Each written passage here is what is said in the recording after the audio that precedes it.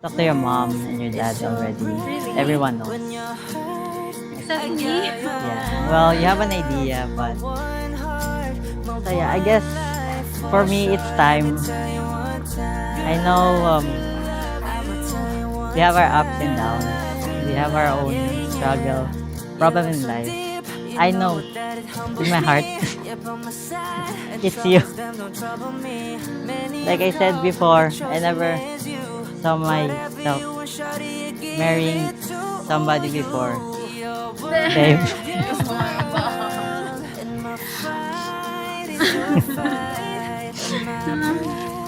will you marry me?